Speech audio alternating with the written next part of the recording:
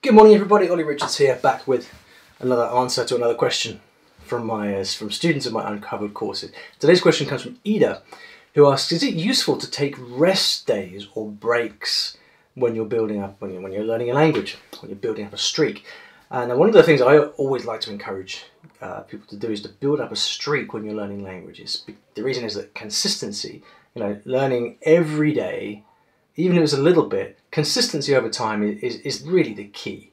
It's far more important to be doing stuff every day than it is to to just do like 10 hours at the weekend in a massive binge.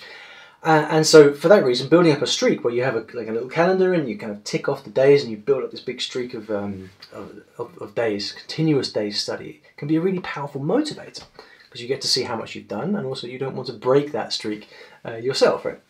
But then that begs the question, well, what about rest days? Because surely if you don't take any break, a bit like going to the gym, right? If you don't take any days off, then eventually it's counterproductive. So I remember when I was learning Cantonese, and I kind of took it very, very seriously right at the beginning. I was doing far too much. It was like 3 hours a day. And I kind of kept it up, and just through brute force and stubbornness, I kept it up for a few weeks, doing about 3 hours a day. And that made tons of progress. But eventually, what happened was I just burnt out. I stopped wanting to do any study at all. I kind of lost interest. And I ended up taking, after that 3-week sprint, I ended up taking like 3 weeks off just from burnout. And so this is a real risk. And with language learning, it's a marathon. It's not a sprint. Now, I've got more cliches from where that came from as well. But it's really true, right? It's much more important to kind of keep it going over the long term than it is to do like a whole load right at the beginning. And so what we got to do with this idea of rest days and days off, taking breaks from language learning, is to balance out, on the one hand, the fact that you need breaks and days off for your brain just to kind of relax and process information in the background.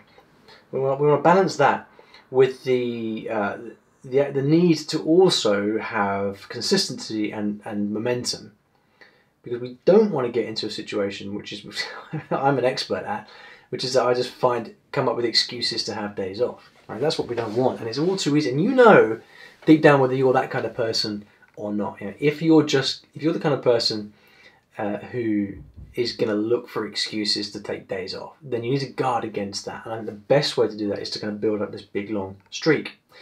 If you do that, then maybe I think Benny gave me this idea. And I think this is what he said, but I might be totally wrong. So sorry, Benny, if this is not what you said. But let's say that you're kind of studying really hard with textbooks all week long. Maybe on Sunday, you can still do something in the target language, but make it totally different. So go and watch a movie, or have a Skype call with somebody. Something that's going to kind of just change the chip a little bit, give you a bit of a breath of fresh air, and not be too taxing. Because you do need time. If you're studying intensively, you do need time off. Barbara Oakley talks about the focus mode and the diffuse mode. It's the idea that in order to learn something properly, it comes in 2 stages. The focus mode is when you're actively focused on it, in active learning. And then the diffuse mode is where you actually go and do something else, and your brain processes and consolidates the information in the background. Both these things are part of language learning, so breaks are important. But again, like if you end up just inventing excuses to take time off, then eventually you're just gonna stop it. So maybe doing something a little bit more relaxing, something a little bit more enjoyable, give yourself a break from the hardcore studying is a way forward.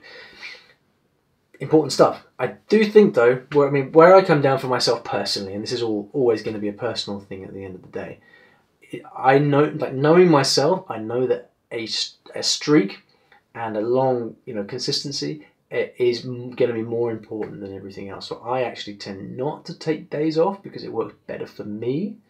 I'm more likely actually to kind of study for, say, 3 months and then take a month off.